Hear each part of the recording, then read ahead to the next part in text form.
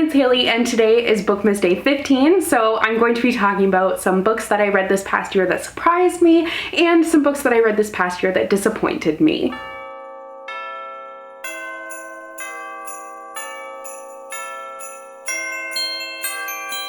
Before we get into the video, don't forget to click the subscribe button and then click the bell icon so you'll be notified whenever I post. I'm putting up a new video every single day for the entire month of December, so you won't want to miss any of those. And I will also have the Bookmas playlist linked down below for you guys, just in case you need to get caught up. Today, I'm talking about my surprising reads and my disappointing reads.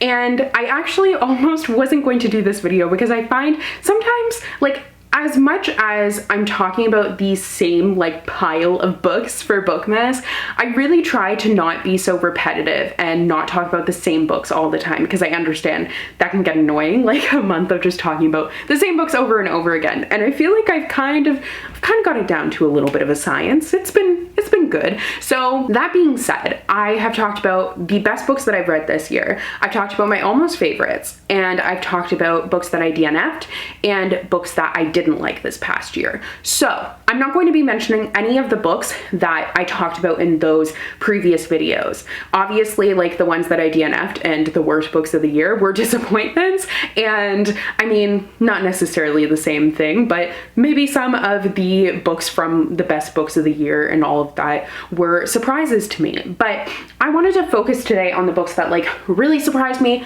and really disappointed me. And some of them just slightly disappointed me, but I'll get into that when I get into the actual books. Just because a book disappointed me though doesn't mean that I didn't like it. A lot of times it just means it wasn't what I was expecting, or I thought I was going to like it more. And conversely, if a book surprised me, I wasn't sure how much I was going to like it, and I ended up liking it a lot more than I thought I would. I'm so glad that I explained that. That really was so unnecessary. But without further ado, so I don't break things down for you unnecessarily even further, let's just get into the books. So I'm going to be alternating between a surprise and a disappointment, just to keep things, spicy, I guess. So the first book is a surprise, and that is Wings of Ebony by J.L. I received this book unsolicited. I actually have a copy that's damaged, which is sad, but it is signed, so that's fun. And I was really intrigued by the story because it deals with gods and this whole really cool magical world. And you have a character that essentially shouldn't really exist. There's two worlds that intersect.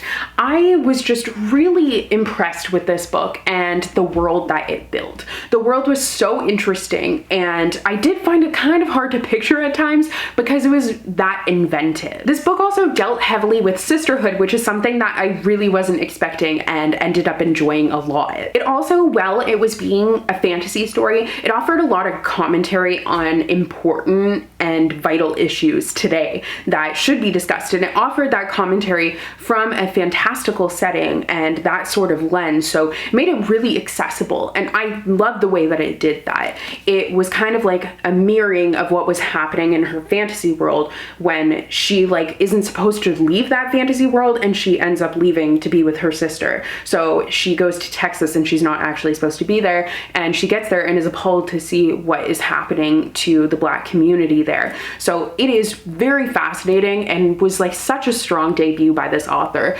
It really surprised me because I wasn't expecting it to be such a layered story and to have such an impact on me. Next is a disappointing read, and that is It Happened One Summer by Tessa Bailey. So I did, to be fair, just pick this up absolutely on a whim after seeing an Instagram story. I saw an Instagram story that was saying that this book was inspired by Schitt's Creek, and I was like, oh my god, amazing, I need it in my life right now. I know Tessa Bailey has quite a few adult romances, but I haven't read one before, so this was my first of hers, and it wasn't bad.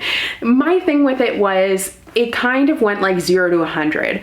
It's sort of enemies to lovers a little bit. You have your character who's kind of like Mutt, and then you have obviously Piper is like Alexis. She's living this lavish lifestyle, and then her stepfather ends up having her go to where her father is from, and it's this fisherman's town, and she doesn't have any money. She has to try and make it on her own, and she obviously is experiencing a lot of culture shock with that. But her and this guy don't get along wrong at all. And then like all of a sudden it was like flipped a switch and they do.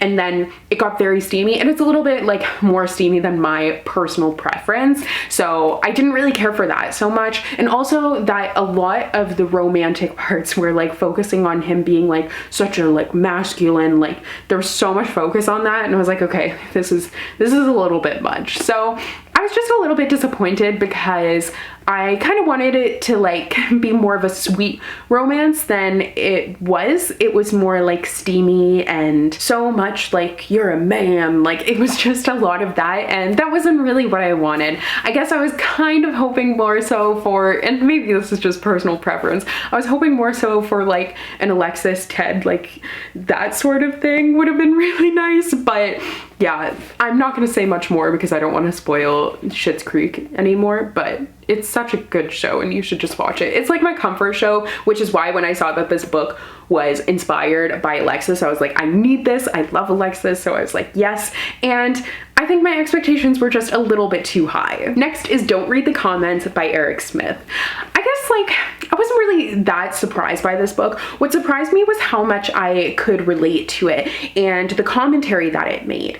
It's following a girl who is a gamer. She streams games all the time, and it's the like her experience being in a world that is pretty like predominantly white and male, and existing in that space, and like how many people just don't want her to be there. So she is experiencing a lot of like trials and tribulation because of that. Her actual home life, she doesn't have that much, and she's really relying on the money she makes from streaming to survive.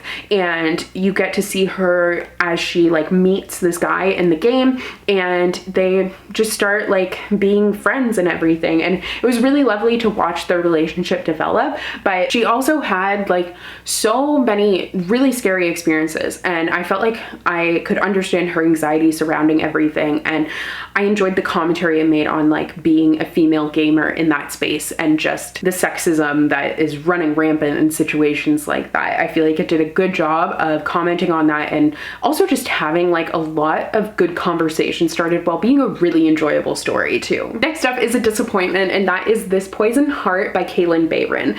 Kaylin Bayron is the author of Cinderella is Dead, and I read that last year and I really enjoyed it. It's a Cinderella retelling, a feminist Cinderella retelling, super cool. Now this one is kind of a Secret Garden retelling. It follows a girl who goes to live on her aunt's estate. She has this ability to like grow plants, and she goes to her aunt's estate and discovers that there's kind of some mysterious things surrounding the estate. I just feel like I kind of wanted this book to be like a little bit more than it was. I can't really pinpoint where it is that it went wrong for me or why I didn't enjoy it that much.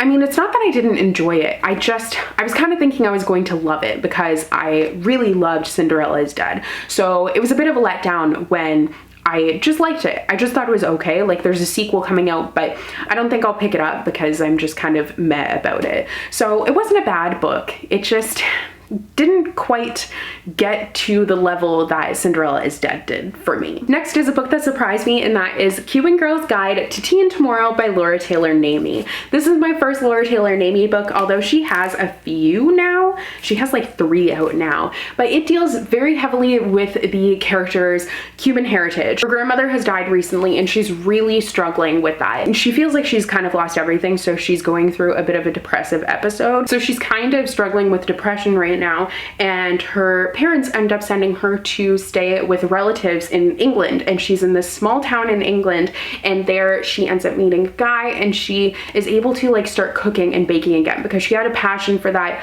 but she would always do that with her grandmother. So it's a story about her trying to learn who she is now, like with grief and having lost so much, and trying to like do something for herself again. There's a lot of character growth for her, and I loved the setting, I loved the culture, and I absolutely loved like the cooking. It was so incredible. So this was a story that hit a lot of levels. It was very enjoyable, but it was also very sad, and I liked it overall. Next is a disappointment that actually just so happens, I didn't plan this, but it just so happens to kind of deal with baking as well, and that is A Taste for Love by Jennifer Yen.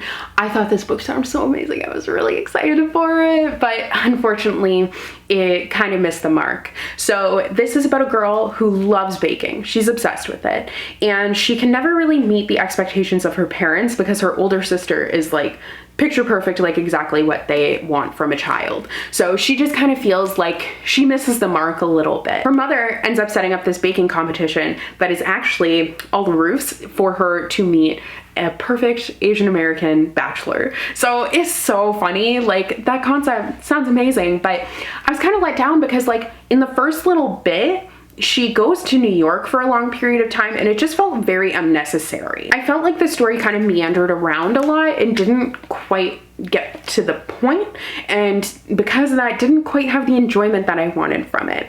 I wasn't sure why we went to New York. I didn't feel like I was getting like that sort of bachelor thing that I was expecting. I felt like I was kind of bored. So I really wanted to like this one a lot more than I did, but unfortunately it was just all right, and you know, sometimes that happens. Next is Paris is Always a Good Idea by Jen McKinley. I picked this book up on an absolute whim. I hadn't seen it anywhere, hadn't really heard anyone talking about it, and I went to the bookstore and saw it, and I was like, well, I like adult romances, I like traveling, Paris does always sound like a good idea, so sure. So I picked it up, and it was a lot more than I was expecting. It's about a girl who, once again, she's lost her mother. I feel like a lot of these deal with death and the loss of like a relative, but the main character's mother died, and she was on a trip in Europe when this happened, and she ended up cutting her trip short and going back home, and it's kind of like she's been like just going through the motions. She's been a shell of herself ever since this happened. So she's encouraged to go on a trip, go back to the places that she was before to try and like find her happiness again.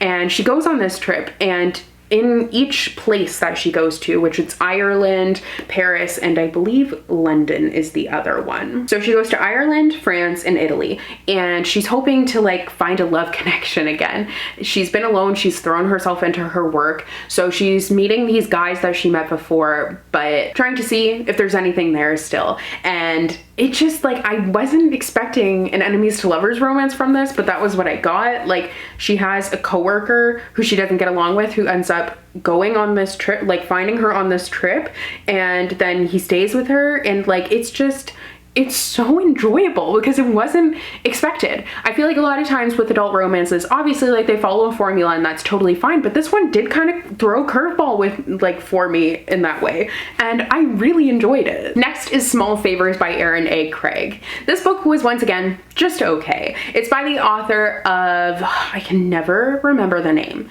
House of Salt and Sorrows. I always want to say just like 12 Dancing Princesses retelling, which like isn't helpful, but it is the 12 Dancing Princesses retelling. This one I think was a retelling of Rumpelstiltskin, but now I can't remember, but I think someone said that. Honestly, my main like issue with this one is I found it very forgettable. I remember some things about it. Like, I remember it was an interesting town. The town has a lot of mystery surrounding it, and it kind of like gave me Lottery by Shirley Jackson's vibes, and like dystopian town sort of thing, but also like old style America. But the story had a lot of loose ends overall, which I was kind of like, are we just forgetting about certain characters that were there in the beginning? Like, is that just for effect? I don't know. It dealt with beekeeping, like the main character's family likes beekeeping, so that was very interesting. But I just kind of was like, what are we doing here? Like, I was bored, and then a lot of things were forgotten about, so I was like, okay. Next is Take a Hint, Dani Brown by Talia Hibbert. I was so pleasantly surprised by this book because I read Get a Life, Chloe Brown last year, and I didn't not like it, but I just didn't understand what all the hype was about. And once again, not the hugest fan of enemies to lovers, and that was an enemies to lovers story, so it kind of makes sense. This one is fake dating on the other hand, and I do really love me some fake dating, so this one totally worked for me. I loved Dani Brown. I just fell in love with her, and like, Talia Hibbert's writing is incredible. It is so readable and enjoyable, and just, you can read her books in like one sitting. They are completely devourable. So you have the sweet, like, it's kind of not really a grumpy sunshine, but he's so shy and she's just like so out there, and I loved the two of them together. And as they start this like fake dating relationship, he used to be a rugby star and he has a charity and he's trying to raise some money for the charity. So there is this like incident and he ends up saving her and it goes viral. So then they start fake dating to try and use that to like generate some interest in the charity that he has. But it's just so cute. Like, it's such a cute and fun romance, and 10 out of 10. The next book that disappointed me is Saving Savannah by Tanya Bolden. This book is set in 1919, but it is about an upper class African-American family in Washington, D.C. And I felt like this book brought a lot forward. It really like taught you a lot about the time period and everything, but that was the thing, it just taught me things. I wanted more of a story, and I don't feel like this book had much of a story. So I think it's an important read, but at the same time, I just think it's more like, it kind of read more like a textbook. I didn't feel like I really knew the characters, and there wasn't much of a plot at all. So it did read quite a bit slower because of that. I thought it was like interesting in terms of the concept and everything. I just had wanted it to be a little bit better than what it actually was. I don't think it's bad, it just was okay. The next book that surprised me is Field Guide to the North American Teenager by Ben Philippe. I've had this book for quite a while and I'm really glad that I read it now. So it's about a French-Canadian boy and he moves from Montreal to Texas, and he is like really not happy about the whole move. He's Black and he just feels like it's going to be a horrible experience for him. So he comes in with like a lot of prejudices and everything. And I like the fact that for once I actually liked having an unlikable narrator. I found it to be really interesting because it was like the author like wasn't really afraid to put him in his place. And that was pretty cool. So it was unlike a lot of things that I've ever read before. And it had like a lot of snark and sass to it, which was a lot of fun. It definitely had such a distinct voice. Like the main character had very much a very distinct voice. So it made it really easy to read and just escape into. And I am not mad about how it ended. I can kind of see, like, I feel like the ending might be a little bit controversial, but I feel like it made sense. And the final book is a disappointment, so we're kind of ending on a sour note, but whatever. But I was kind of disappointed by You Have a Match by Emma Lord. I don't know why, I just forgot the title when it was right in front of my face. But Emma Lord is the author of Tweet Cute, which I read last year, and I really liked Tweet Cute. The writing was amazing, like, it was so well done. And I just don't feel like I got the wit that I got in Tweet Cute in this story. And I was kind of disappointed by that. Like, it just was an average read for me. It's about sisters and kind of like a Parent Trap sort of thing. So that was interesting. Like, I didn't hate this book. I thought I was gonna love it a lot more. So those are all of the surprising and disappointing books that I wanted to talk about that I read this past year. I feel like it's always hard to describe like why something surprises me and why it disappointed me, but you guys still wanted to see this video this year and I do like doing it, so I don't know what the point of that was, but yeah. So tomorrow for Bookmas Day 16 is another one that you guys really wanted to see, and that is I'm going to be reacting to negative reviews for my favorite books that I read in 2021. So I'm not sure how that's gonna turn out, but it should be kind of fun. So I hope that you guys will join me then. Thank you guys so much for watching today's video, and I will see you tomorrow in another one. Bye!